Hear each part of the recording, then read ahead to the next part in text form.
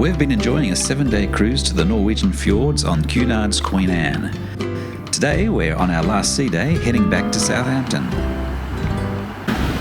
And it's a very sunny day for our last sea day heading back to Southampton. This is our little spot. Here's Stuart guarding our seats. Just passing a little oil platform.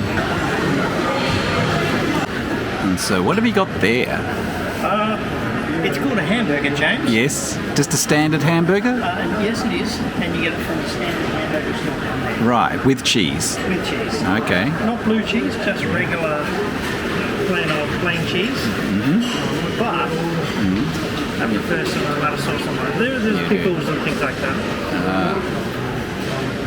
There we go. There we go.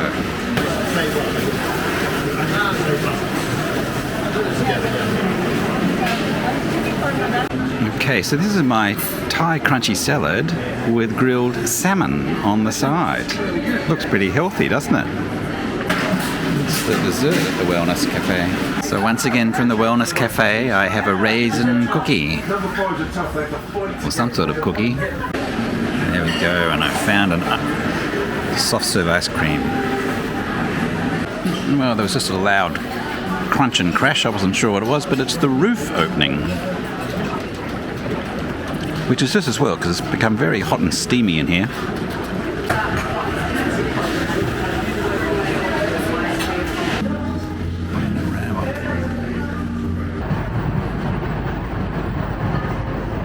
Kind of a surreal view of windmills.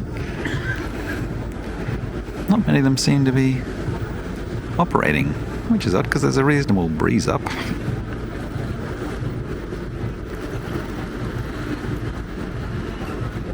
So out on the Panorama terrace, just had a swim. It's a beautiful day for our last sea day heading back to Southampton. It's now about 3:30, 4 o'clock in the afternoon. Very relaxing. Not too much wind, which is great. It means the outdoor areas are quite usable.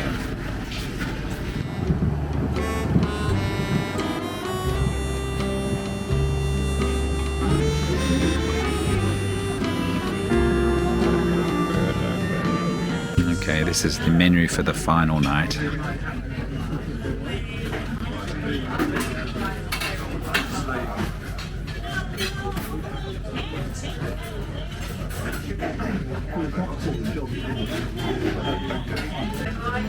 Pork and ham hock terrine or something. Yeah. With extra piece. Salmon. Salmon, yeah. Looks nice. A glass of Cunard Chardonnay, the house plonk. On the bone. That's the double orange on the bone. It looks lovely. It looks like a lovely crispy skin. with some cabbage there, is it? Or? Oh yes, the red cabbage I've been hunting at for ages. And I have gone back to the rack of lamb because it was so nice the other night. This is medium rare rack of lamb. Chocolate fondant, which has been broken by Stuart. And look, it's got a lovely chocolate sauce inside as well. Okay, with vanilla ice cream. And this is a carrot cake with meringue. Well, there it is. There it is. Oh, there it is. And the crepe Suzette. Crepe Suzette. Okay, so it's 9:20 p.m. on Saturday night, last night of the cruise. We disembark tomorrow morning in Southampton, and we can just see the white cliffs of Calais, the French coast, across on the horizon as we obviously go through the English Channel. So we know it's Calais because we're on the left-hand side of the ship as we're going forward. Yes, the port. That's the port side. Yes. Well, some people would call it the port, others would call it the left-hand side. Yes, or the southern side.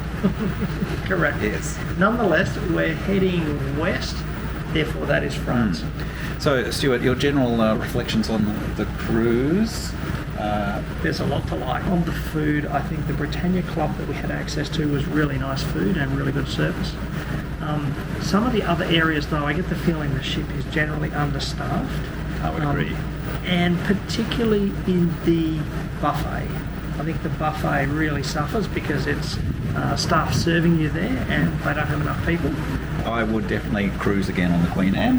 Yeah, same here. And I would cruise in the Britannia Club. I'd be quite happy. I'd be probably quite happy to cruise in the main Britannia level. But I felt that it was worth spending the extra money for Britannia Club, which I had my doubts about that before we got on the ship. But it was nice being able to just go into that dining room at any time you wanted and having your table. You walk straight into. Yeah. There's no queuing or anything. No queuing. That was excellent. As an example of cost savings, most ships have service elevators to transport luggage, but on Queen Anne, all the luggage goes up and down the guest elevators, causing some commotion. So now we can see the white cliffs of Dover on the starboard side as the sun is setting.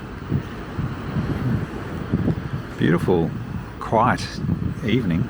And very poetic of you too, James. Is it?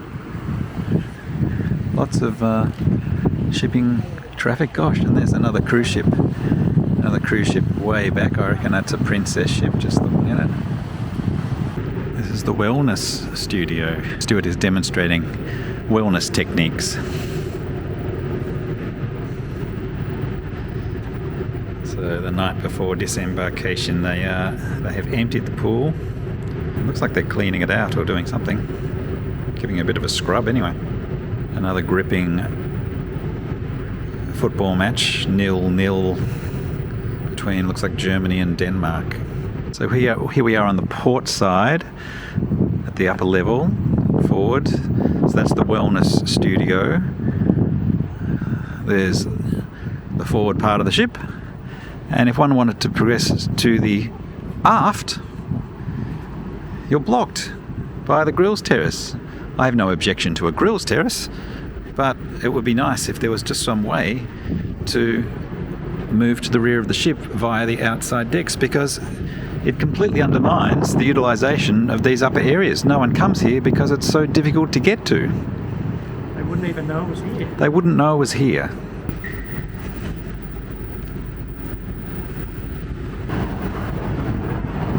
It's these spaces where you actually get actual fresh air.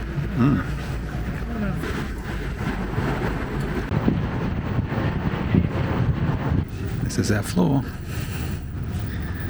It's rather a depressing sight.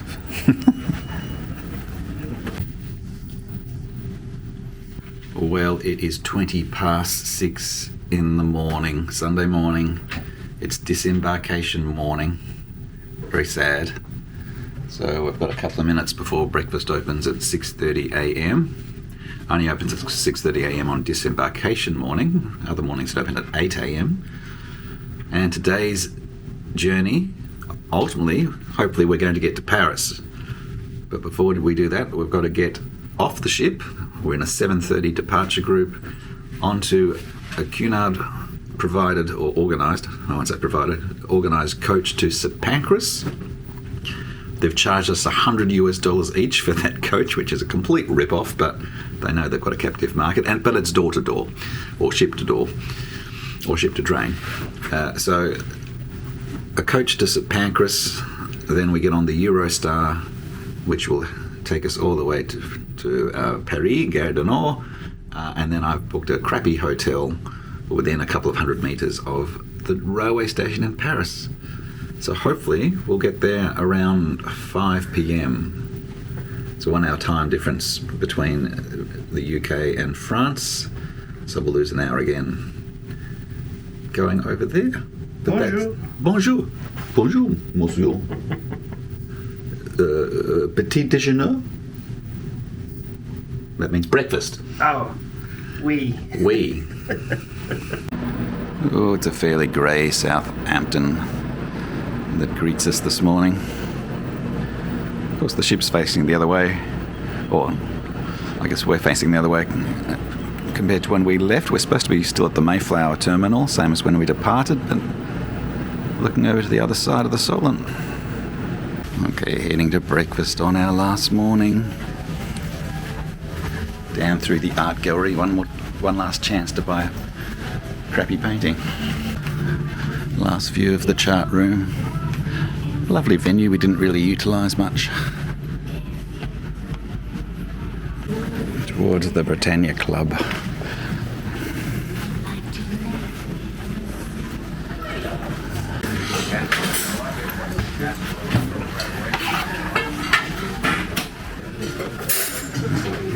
And our table.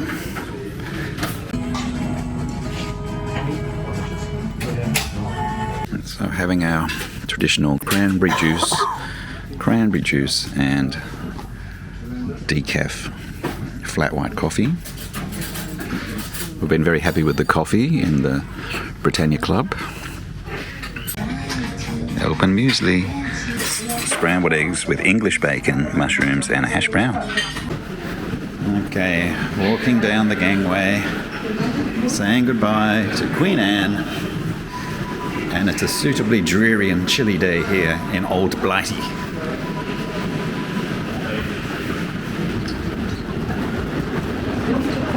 There we go. Good. Very good. This is our little bus going to take us to St Pancras. Claimed a seat. All right, I was expecting a coach, but this is fine.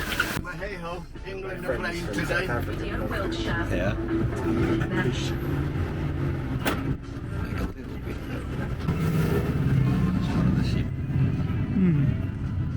Not long after pulling away from Southampton, it became obvious that our little bus was full of sick people who coughed, sneezed and spluttered in close proximity for the next 2 hours. I was sure I was going to catch something, but remarkably neither Stuart nor I got sick in the following days. The bus stopped halfway for a toilet and cigarette break, but it was otherwise a pretty straightforward journey. Our friendly driver gave a commentary along the way. That's our Wembley Stadium, home of English soccer.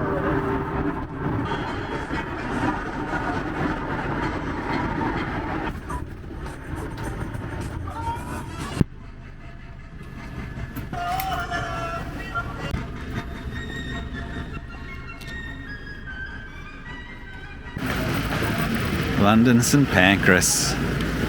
Back in jolly old London.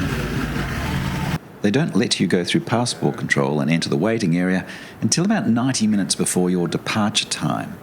So St Pancras is full of cafes with people biding their time and minding their luggage. So we made it to St Pancras at 11:15, so almost 2 3/4 hours to get from Southampton to St Pancras. We've got 2.5 hours to kill until our Eurostar leaves for Paris. Once through passport control, the waiting area was very busy as there was a train to Brussels departing before our train to Paris that was delayed. Oh, there we go. So You can boarding with it was about 20 minutes before the train leaves. They announced the platform. I guess they've worked out it takes quite a while to settle people down. I guess it does. Hopefully there's room for all our bags. Yeah, that'll be the key issue. Looking for coach number 10. Coach number 10.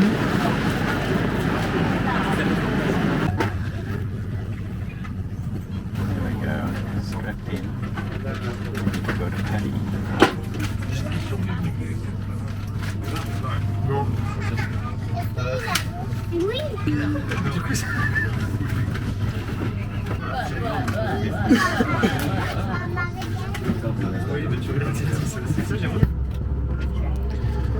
And it doesn't take long, and we're out of London, and after 34 minutes we're in a tunnel.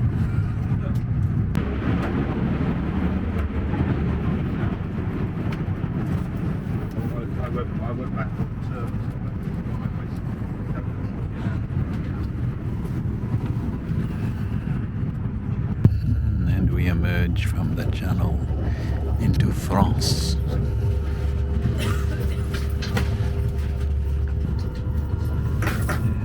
We are in France.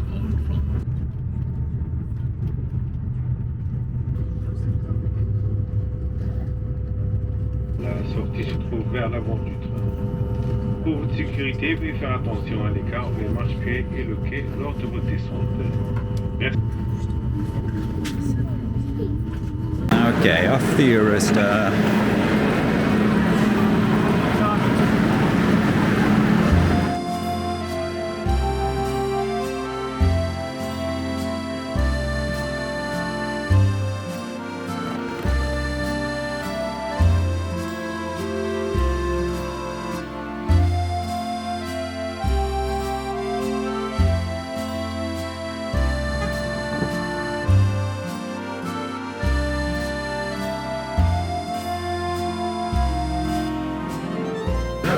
it is 7:05 in the evening, and we are here in Gay Paris, sitting at a little cafe. We left Southampton at, we literally left the ship at 8:20 this morning and got on our transfer to St Pancras in London, where we had to really kill 4.5 hours waiting, but better be safe than sorry. 4.5 hours sitting on our suitcases at St Pancras. And then the Eurostar took 2.5 hours. It just was very easy. We just straight through from London to Paris. Right. To Gare du Nord, and our hotel's literally a couple of hundred metres from Gare du Nord, just a pretty crappy Mercure hotel. But we made it, and so the Queen Anne chapter of our holiday is over. Let the French chapter begin. Oui. Oui. L'escargot. And Stuart has an entire block of fried camembert. I thought it would just be a slice. Yes. Okay, so Stuart has ordered a giant lamb shank. How is it I ordered the big ones? I don't know. I'm not sure what the sauce is. It's got mashed potato, and I've got a duck, Cunard de Magritte, a sort of a duck with a sauce and potato. I've got a creme brulee and a tiramisu. It looks like a very authentic tiramisu. I think it's a very authentic. There we go.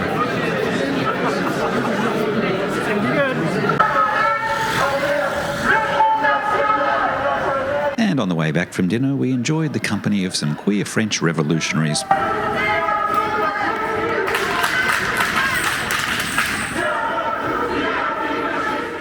Thank you to everyone who's watched our Cunard Queen Anne videos. From here, we go on a driving tour through the south of France, and then in a few weeks, we get back on another cruise ship, the Celebrity Equinox, where we'll cruise from Barcelona to Rome. If you haven't done so already, please like and subscribe, and I'd love to hear your comments in the comments section below.